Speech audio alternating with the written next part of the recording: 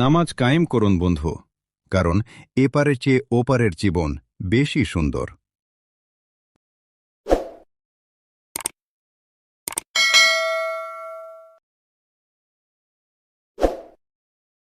FA cup কষ্টার্জিত জয় ফাইনালে Chelsea.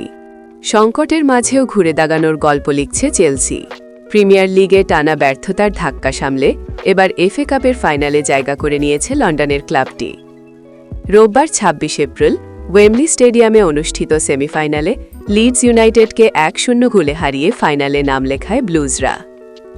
ম্যাচের শুরু থেকেই আক্রমণাত্মক ফুটবল খেলতে থাকে চেলসি। এর ফলও পেয়ে যায় প্রথমার্ধেই।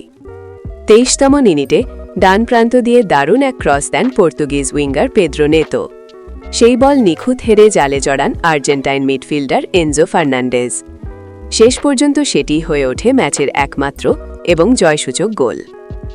সম্প্রতি প্রিমিয়ার লিগে টানা ৫ ম্যাচে হেরে বড় চাপে পড়ে চেলসি। সেই ব্যর্থতার জেরে কোচ লিয়াম রোসেনিয়রকে বরখাস্ত করে ক্লাব কর্তৃপক্ষ। মৌসুমের বাকি সময়ের জন্য দায়িত্ব পান সহকারী কোচ ক্যালাম ম্যাকফারলেন। দায়িত্ব নিয়েই প্রথম বড় পরীক্ষায় সফল হলেন তিনি। দ্বিতীয়ার্ধে ঘুরে দাঁড়ানোর চেষ্টা করে লিডস ইউনাইটেড।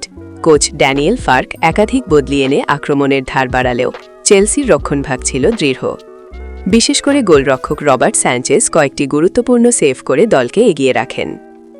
এই জয়ে এফএ কাপের ইতিহাসে ৮বারের চ্যাম্পিয়ন চেলসি পৌঁছে গেল ফাইনালে। সেখানে তাদের প্রতিপক্ষ হবে পেপ গার্ডিওলার ম্যানচেস্টার সিটি। আগামী ১৬ মে অনুষ্ঠিত হবে এবারের এফএ কাপের ফাইনাল, যেখানে শিরোপার জন্য মুখোমুখি হবে ইংল্যান্ডের দুই জায়ান্ট।